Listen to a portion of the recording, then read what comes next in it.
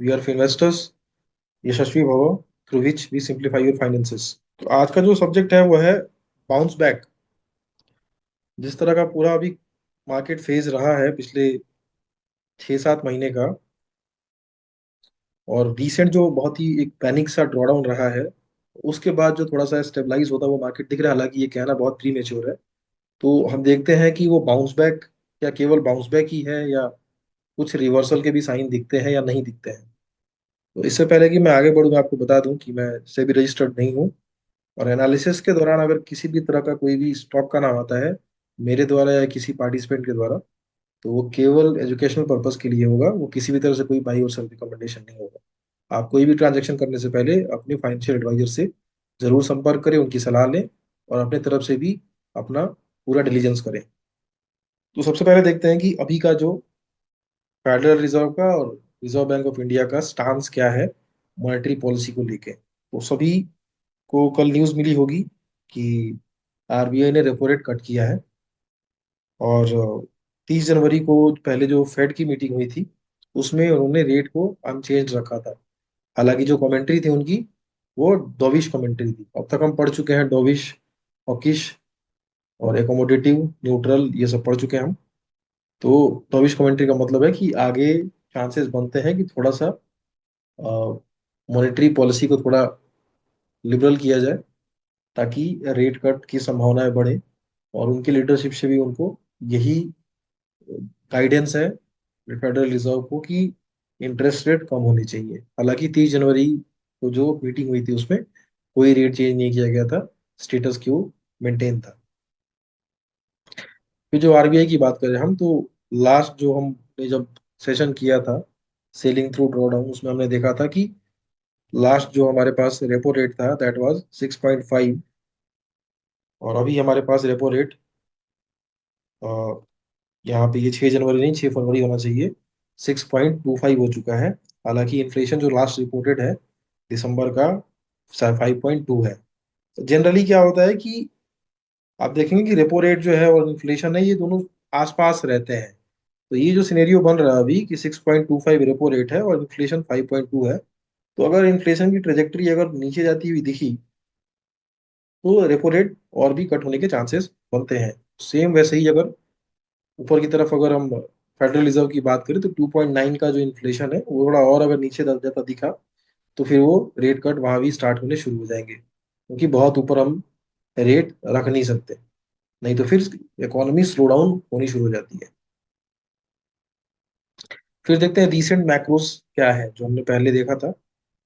हमने क्या देखा था कि जनवरी में जब हमने किया था, तो वहां पे देखा था हमने कि डॉलर इंडेक्स 110.18, 110 का जो आंकड़ा है उसको छू के, और फिर वहां 107.47 के आसपास ही जाके स्टेबल हो रहा था। अभी भी उसी लेवल के पास स्टेबल होने की कोशिश कर रहा है। 107.47 अभी का रिसेंट है। बीच में जब टैरिफ अनाउंस हुआ था उस दिन फिर से 109 के ऊपर चला गया था। तो एक वहां पे खतरा दिखता था कि शायद अगर टैरिफ गो थ्रू हो गया, तो ये जो डॉलर इंडेक्स ने जो टॉप बनाया है 110 का, वो टूट ना जाए। लेकिन उस लेवल को नहीं छुआ उसने, और उससे पहले से ही वापस लौट के वापस 10.47 पे आ गया। जो क्रूड ऑयल है वो भी अभी आप देखें तो पिछले 6-7 महीने के सबसे निचले स्तर पे है। इन्फ्लेशन तो हमने पहले ही देख लिया, 2.9 वहीं स्टेबल है। इंडिया के इन्फ्लेशन भी वहीं स्टेबल है।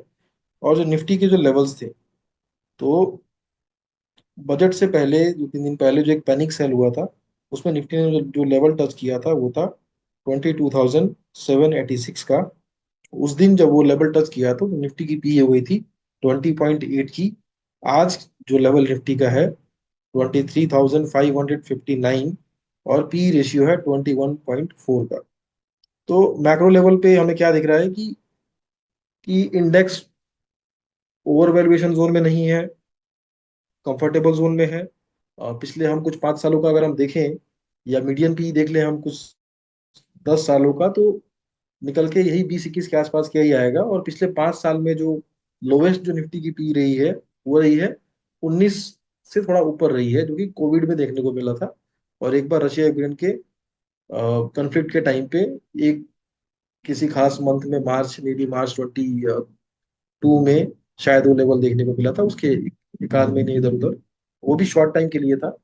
जिस दिन वो लेवल टच किया था उस दिन ऊपर चला गया होगा, तो वो 19 बहुत टाइम तक मेंटेन भी नहीं हो पाया होगा। तो हम उसके बहुत ऊपर तो नहीं है। तो मैक्रोज लेवल पे अगर हम टेरिफ को छोड़ दें, अगर जैसे टेरिफ अभी एक महीने के लिए टाल दिया गया है Mexico Canada and Mexico and Canada पे, और चाइना के साथ भी काफी नेगोशिएशन चल रहा है। हालांकि फिर कुछ न्यूज बिल्डअप हुई है कि फिर से कुछ ऐसा शुरू हो जाए, बट ये चलता रहेगा। बट फिलहाल ऐसी कोई घोषणा है मुझे देखने को नहीं मिली है। तो मैक्रो लेवल पे मैक्रोज जो है थोड़े से पहले से इम्प्रूव्ड लग रहे हैं। स्पेकुलेशन जो था पहले, थोड़ा सा वो ठंडा होता हुआ दिख रहा है। DIFI एक्टिविटी देखते हैं क्या हुआ है उसके बाद से। तो ये सितंबर 24 से लेके आज तक का, अभी तक का 7 फरवरी तक का DIFI एक्टिविटी है। ये FII नेट फिगर है। उसके बाद ये DII नेट फिगर है। तो आप देखें अगर लगातार, तो सितंबर महीने को छोड़ के FII ने लगातार हर महीने में बिकवाली की है, वहीं DII ने खरीदारी की है। अगर हम टोटल देखें तो इन कुछ 6-7 महीनों में जो नेट इंस्टीट्यूशंस जो है वो बाइंग आती है 23,088 की। यानी जो नेट सेलर है वो इनके अलावा जो भी लोग पार्टिसिपेट करते हैं मार्केट में DIFI के अलावे, उनकी तरफ से सेलिंग हुई है। तो उसके चलते जो आप मार्केट का जो अभी फिलहाल का जो आप हाल देख रहे हैं, वहां पे ये एक थेसिस निकल के आता है। तो FI सेलिंग जो है लगातार, ये वरीसम तो है सेकेंडरी मार्केट में, लेकिन हमने कुछ दिन पहले बात भी की थी कि प्राइमरी मार्केट में FII ने काफी खरीदारी की है। लेकिन जो इंडेक्स आपका है वो सेकेंडरी मार्केट है, लिस्टेड मार्केट में खरीदारी होगी तभी जाके वो उनकी खरीदारी आपके इंडेक्स को सपोर्ट करेगी। तो इसलिए हमने सेकेंडरी मार्केट का FII DI डेटा ट्रैक करना है। प्राइमरी मार्केट में खरीदारी का मतलब ये है कि इंडियन इकोनॉमी में और इंडियन बिजनेसेस पे FII को भरोसा है, ये बात है। बट हाँ, आपके हमारे और बाकी लोगों के रिटर्न जो है वो डिपेंडेंट है लिस्टेड मार्केट इंडेक्स से। और उसमें जब तक खरीदारी नेट नेट नहीं आएगी, इंस्टीट्यूशंस की तरफ से स्ट्रांग होल्डिंग की खरीदारी नहीं आएगी, तब तक मार्केट जो है एक अच्छे तरीके से आपके प्रेफरेबल डायरेक्शन में रिजल्ट देते हुए कम दिखेंगे। यहाँ आप देख रहे हैं कि even after 6-7 month net buying है इंस्टीट्यूशन की तरफ से 23,088 का। बट चूंकि सेलिंग बहुत हुई है, इनके अलावा जो लोग भी पार्टिसिपेट करते हैं उनकी तरफ से काफी सेलिंग हुई है इनके टाइम, इसी टाइम के दौरान। इसीलिए डेटा आपके पास सामने है। फिर हम अभी इंडेक्स पोजीशनिंग देखते हैं कि आज का इंडेक्स कहाँ पे खड़ा है, अपने ऑल टाइम हाई से कितना नीचे कितना ऊपर। तो निफ्टी 50 की बात करते हैं, तो निफ्टी 50 का जो करंट लेवल है वो है 23,560। जो 52 वीक हाई था निफ्टी 50 का, वो था 27,277.4। वहां से 10% अभी का जो लेवल है ये नीचे है। ठीक है, 10.34% अभी नीचे है। निफ्टी नेक्स्ट 50 ये बहुत ज्यादा नीचे है। अब यहाँ पे ही बहुत ज्यादा खरीदारी हुई थी पहले, और परफॉर्मेंस वाइज भी यहाँ पे परफॉर्मेंस ठीक हो रहा था। तो आपको जैसे पता भी होगा अगर आप ट्रैक कर रहे होंगे कि निफ्टी मिड कैप का जो इंडेक्स का जो PE है वो बहुत ज्यादा बढ़ गया था, इवन ओवर 40 चला गया था। तो जो मैक्सिमम जो मार पड़ी है बड़ी कंपनियों में वो निफ्टी नेक्स्ट 50 पे ज्यादा पड़ी है, क्योंकि जो पीछे जो ग्रोथ भी जो हुई है 2-3 सालों में, निफ्टी के बियॉन्ड जाके थोड़ी ज्यादा ग्रोथ हुई है। बड़ी कंपनियों में भी निफ्टी नेक्स्ट 50 की कंपनियां ज्यादा बढ़ी हैं, तो वहां भी ड्रॉडाउन आपको ज्यादा दिख रहा है यहाँ पे। 18.44% आज भी ये नीचे है। ठीक है। और निफ्टी मिड कैप 100 देखें तो ये 12% हो चुका है।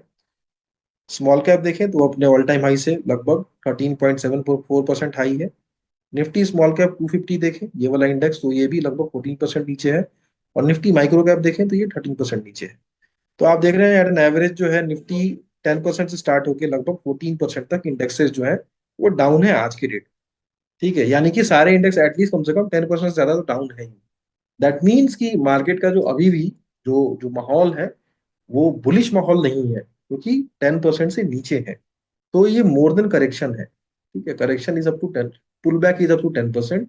10% से लेके आगे देन उसको बोलेंगे करेक्शन। तो अभी भी निफ्टी का जो फेज है वो करेक्शन वाला फेज है, एंड 20% से नीचे वाला जो फेज होता है that is kind of a bear market. ठीक है, जो कि माइक्रो एंड स्मॉल कैप जो है वो टच करके आए हैं। अभी जो आपको 14.19 और 13.74 दिख रहा है, ये जो इंडेक्सेस हैं, ये 20% का लेवल टच करके फिर आके वहां से इंप्रूव होके चले आए हैं पिछले कुछ 10 दिनों में। ये सेक्टर का है। और ये हमेशा देखा भी गया है कि जब बाउंस बैक होता है तो सबसे पहले जो जो निफ्टी मेन इंडेक्स है आपका, वो पहले रिकवर होता है, और फिर फॉलोड बाई जो छोटे इंडेक्स है उसके बाद वो।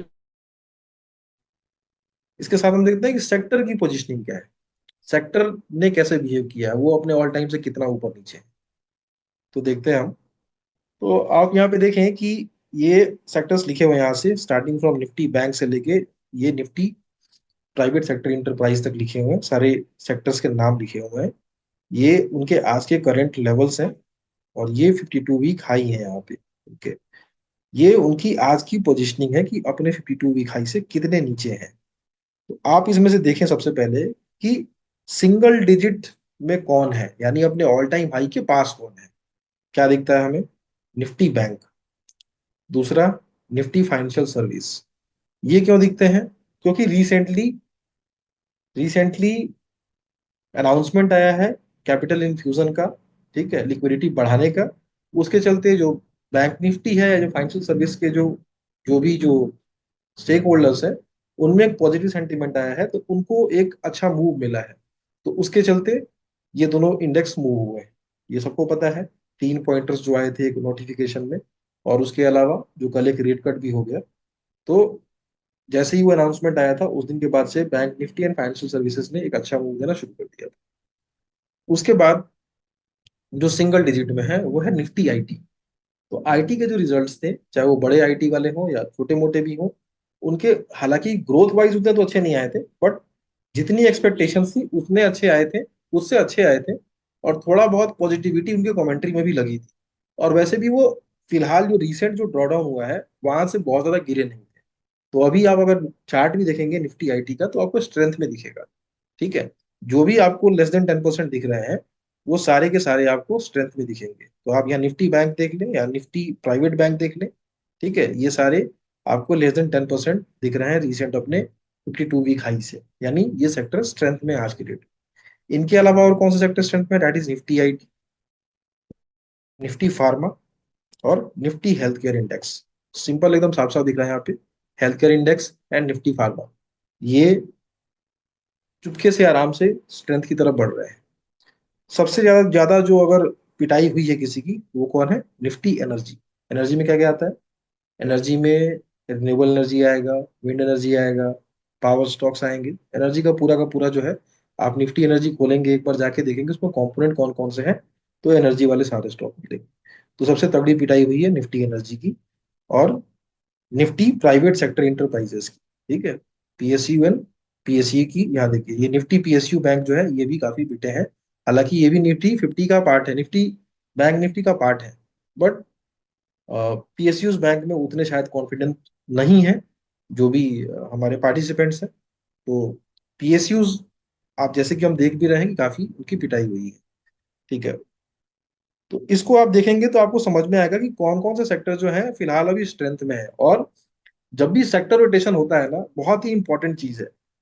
आजकल का मार्केट इतना डायनेमिक है कि आपको सेक्टर रोटेशन देखना पड़ेगा, सेक्टर रोटेशन कैसे हो रहा है। सेक्टर रोटेशन आपको देखने के लिए क्या करना पड़ेगा? आपको जो पर्टिकुलर इंडेक्स है, उनको time to time, weekly weekly एक बार एनालाइज करना पड़ेगा कि कहाँ स्ट्रेंथ पहले आ रही है। जहां स्ट्रेंथ पहले आ रही है, वो अर्ली बर्ड्स कह लें उनको आप, या वो कह लें कि फर्स्ट मूवर कह लें। ठीक है, तो फर्स्ट मूवर वो रहे, तो ये देख के हम समझ सकते हैं। और जहां आप देखेंगे जैसे निफ्टी मीडिया है, 35% डाउन। ठीक है, फिर 25% से ज्यादा में निफ्टी एनर्जी है। ठीक है, उसके अलावा close to 25% is Nifty PSU bank and Nifty PSE. ठीक है, बाकी सब कुछ जो है, बाकी सबका उसका लेवल जो है, दैट इज ऑन, मतलब at an average less than 20 और क्लोज टू 20 टाइप है। तो इससे हम देख के थोड़ा सा स्ट्रेंथ समझ सकते हैं किसके सेक्टर में भी स्ट्रेंथ है। हालांकि ये बहुत ही अर्ली साइंस है, बहुत अर्ली साइन है, बट फिर भी अर्ली साइन जो भी, जिनको भी आगे बढ़ना है, वो पहले आगे बढ़ने की कोशिश करते हुए दिखेंगे। तो ये साफ साफ देखना पड़ेगा। और इस चीज को हमें वीकली रिवाइज भी करते रहना चाहिए कि अभी इसमें हमें और क्या दिखा। ठीक है, जब ये लगता है कि बीच में एक स्विंग मिलता भी है नीचे की तरफ से, फिर भी ये इंडेक्स हिलते नहीं है, दैट मीन्स कि ये बहुत ही स्ट्रांगली होल्ड कर रहे हैं अपने इंडेक्स को। तो मतलब यहाँ से जो भी पार्टिसिपेंट है मार्केट का, वो हिलना नहीं चाहता है। दो तीन बातें हैं, या तो सेक्टर अच्छा करने वाला होगा, या फिर जो होल्ड कर रहे हैं उस सेक्टर को वो बड़े स्ट्रांग लोग हैं, या फिर सही में कुछ होने वाला अच्छा है वहां पे। ये तीन प्रोबेबल चीजें हो सकती हैं। ठीक है, तो इसके अलावा हम देखते हैं कि ये जो हमने भी देखा है इसका क्या टेकअवेज है। First is the sector bouncing back first, are sector with strength. New IT, new income tax rules will boost consumption. ये सबको पता चल चुका, अभी तक तो बहुत लोग काफी सोशल मीडिया फॉलो करते हैं, और थोड़ा बहुत जो क्यों थेसिस है इसका कि इनकम टैक्स जो रूल आया हुआ है उससे क्यों कंजम्पशन बढ़ेगा, ये अभी तक सबको ऑलरेडी वेल एक्सप्लेन्ड है।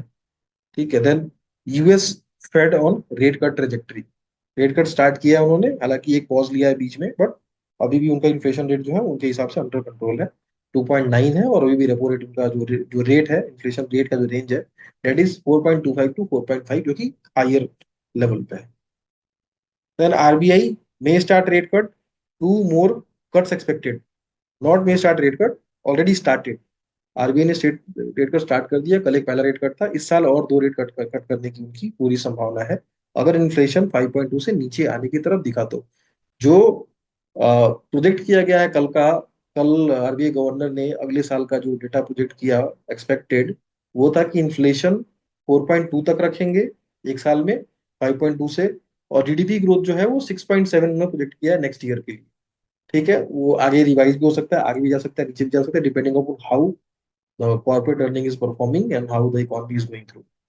Okay, so FII selling absorb by DII, पूरा का पूरा सेलिंग अभी भी एफआईआई की तरफ से हो रहा है, कि अभी डीआई एब्जॉर्ब भी कर रहा है, बट जो भी हम डेटा देख रहे हैं उसके हिसाब से सेलिंग जो है वो रिटेल की तरफ से ज्यादा हो रहा है, इंडिविजुअल इन्वेस्टर की तरफ से या एचएनआई की तरफ से, इनकी तरफ से काफी ज्यादा हो रहा है। कुछ फैमिली हाउसेज हैं, फैमिली ब्रोकरेज हाउसेज हैं, उनकी तरफ से हो रहा है। बहुत सारे रीजन हो सकते हैं, मे बी मार्जिन ट्रिगर, इतना ज्यादा स्विंग हो रहा है, वोल्टिलिटी ज्यादा है, तो अपने फंड पोजीशन काटने पड़ते होंगे, बहुत सारे रीजन हो सकते हैं। India GDP 6.7 next year, still the fastest. जो कल जो न्यू आरबीआई गवर्नर ने जो बोला है, वो 6.7% है, जो मेजर इकोनॉमीज जो है, जो G20 इकोनॉमी है ना, उनमें सबसे फास्टेस्ट है। और जो मेजर इकोनॉमी है उनमें भी 6.7% is still fastest. Q3 25 so far so good for small and mid caps. तो अगर मैं कंपेयर करूं कि लार्ज कैप्स के अपेक्षा जो Q3 है वो काफी बेटर है small cap and mid caps का, ये आप अगर रिजल्ट ट्रैक कर रहे हैं तो आपको पता भी चल रहा होगा कि मोर देन 60% जो मिड कैप्स और स्मॉल कैप है, अच्छे क्वालिटी मिड कैप्स की बात कर रहा हूँ, पूरे यूनिवर्स की बात नहीं कर रहा हूँ। ठीक है, तो उनके रिजल्ट जो है वो काफी अच्छे हैं। इवन एक हमने डेटा भी देखा था पिछले अपने सेशन में, कुछ 500 कंपनी के डेटा थे, उसमें कोई मतलब अच्छा बुरा हमने कुछ अलग बाइफरकेट नहीं किया था, फिर भी उसके हिसाब से भी मिड स्मॉल कैप के रिजल्ट जो है वो लार्ज कैप से कई ज्यादा अच्छे बेटर थे उस टाइम पे। ठीक है, Q4 FY 25 poised to be good if revised estimate figures met। That means कि जो हम बहुत पहले से बात करते आते हैं, बजट एस्टिमेट आया था FY 25 का, फिर बाद में जो रिवाइज एस्टिमेट आया है थोड़ा उससे कम किया गया है एलोकेशन, कलेक्शन भी पैसे की कम हुआ है उससे। तो अगर उस फिगर को भी अगर मीट करना है, जितना अभी भी एलोकेटेड है उतना मीट करना है, तो Q4 उसके लिए अच्छा करना पड़ेगा। एज वी ऑलरेडी नो कि 40% के आसपास ही पैसे खत्म हो पाए थे नवंबर तक, अगले 4 महीने में 60% पैसे खर्च करने हैं। तो इसके लिए एक बहुत ही बड़ा पुश की जरूरत है आखिरी क्वार्टर में। तो अगर वो पैसे खत्म किए जाते हैं रिवाइज एस्टिमेट वाले, तो Q4 इवन Q3 से वैसे भी अच्छे होते हैं, और अच्छा होने की संभावना फिर भी रहती है। तो इन सब चीजों को देखने के बाद क्या लग रहा है कि अभी जो हमने पहले एक कभी बात की थी कि अभी के इन्वेस्टर को हम एक साल पहले लेके जाए। अभी आज का फरवरी 7 तारीख है, हम उसको आज 8 फरवरी है, 8 फरवरी 2024 में लेके जाए, और उसको बोलें कि सेम चीज उसको बोलें कि अभी जो जो लीडरशिप अभी है वो कंटिन्यू करेगी, यूएस की लीडरशिप चेंज होगी, इन्फ्लेशन पहले से कम होगा, क्रूड प्राइसेस पहले से कम होंगे, और फिर जो करंट लीडरशिप है वो जो अपने इलेक्शन के बाद जो सबसीक्वेंट इलेक्शंस होंगे वन बाय वन, वो अगले 6 महीने में वो सारे इलेक्शन जीत जाएगी। बताओ इन्वेस्ट करोगे? तो वो बिल्कुल बिना सोचे आंख पे पट्टी बांध के बोलेगा कि मेरा पैसा पकड़ो। ठीक है। और आज हम 8 फरवरी को खड़े हैं। आज ये सारे सिनेरियो पे टिक लगे हुए हैं। एक भी ऐसा सिनेरियो नहीं है जहां पे टिक ना हो। सब पे टिक लगे हुए हैं। कोई भी एक एक जो अच्छा मैक्रो पोजीशन, एक जो स्टेबल इन्वायरमेंट जो क्रिएट हो सकता है, कंड्यूसिव, वो क्रिएटेड है। और मार्केट जो है वो है, उसका अपना स्टाइल है चलने का, चल रहा है अपने हिसाब से चलेगा। हमें मार्केट के हिसाब से एडजस्ट होना है, ना कि मार्केट हमारे हिसाब से एडजस्ट होगा। ऐसा नहीं हो सकता। तो वो सारी चीजें हैं अभी। रेट कट की अ, बात चल रही थी, रेट कट भी हो गया, दैट इज ऑल्सो गुड। फिर से लिक्विडिटी और इन्फ्यूज होगी इसमें। एवरीथिंग जो कि हो सकती है आपके हिसाब से, जिस पे आपने हाथ रख दिया कि मुझे अगले 1 साल में ये सारी चीजें चाहिए, वो सारे ग्लोबल इन्वायरमेंट आपको मिल गए। ठीक है। फिर भी जो इन्वेस्टेड है वो वरीड है, जस्ट बिकॉज की index has not perform from last 8-9 months. But it is market and it is supreme. ये ऐसे ही बिहेव करता है। जो मैंने जो भी या आपने जितना समझा है वो यही है कि समझना बहुत इसको आसान नहीं है, इसीलिए कि यहाँ पे विनर्स बहुत ही ज्यादा कम होते हैं। मतलब अब मैं कहूँ रेयर होते हैं। वो भी कोई कोई बहुत ज्यादा बड़ी बात नहीं कह रहा हूँ। तो अब 2-4% पैसे बनाने वाले लोगों को रेयर ही कहेंगे। इसीलिए ऐसा होता है। The key is the key is you should trust your analysis, you should trust your research, you should trust your conviction. क्योंकि जब ये सारी चीजें एक साथ मेट होती हैं, तो एक बार जब वापस मार्केट जब स्ट्राइड लेना शुरू करती है, फिर वो क्या करके जाती है फिर समझ में नहीं आता है।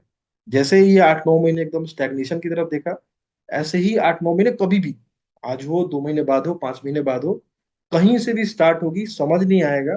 और फिर जो लोग बाहर में भी बाउंड्री लाइन पे बैठ के अगर वेट कर रहे हैं, जो भी कर रहे हैं, दैट इज अदर थिंग। तो वो एक जो चीज है वो छूट जाती है। जैसे कि हमने भी क्या देखा कि एक बार इंडेक्स 20% का मार्क टच करके आया, लोगों के पोर्टफोलियो 25% तक टच करके आए। फिर जब इंडेक्स 7% रिकवर हुआ, लोगों के पोर्टफोलियो एकदम आराम से 10-12% रिकवर हो गए। और किसी को पता भी नहीं चला, भनक भी नहीं चली। मैं अभी इंडेक्स की बात कर रहा हूँ, क्या दिख रहा है हार्डली उसमें 800-900 पॉइंट का ऊपर नीचे दिख रहा है। तो उसी 800-900 पॉइंट के ऊपर नीचे में ही बहुत सारी चीजें चेंज हुई। जो भी कभी फरवरी फर्स्ट वीक का हुआ है, उसमें इंडेक्स का मूवमेंट बहुत नहीं हुआ है। हार्डली इंडेक्स हैव मूव्ड 1-2% अगर आप देखेंगे तो। लेकिन अपने पोर्टफोलियो का मूव देखिए। तो ऐसा ही अगर मूव इंडेक्स अगर करता है 1-2 वीक ऐसे ही आगे जाके, तो यू नेवर नो कि शायद जो भी ड्रॉ डाउन है वो रिकवर होते हुए दिखे आपको।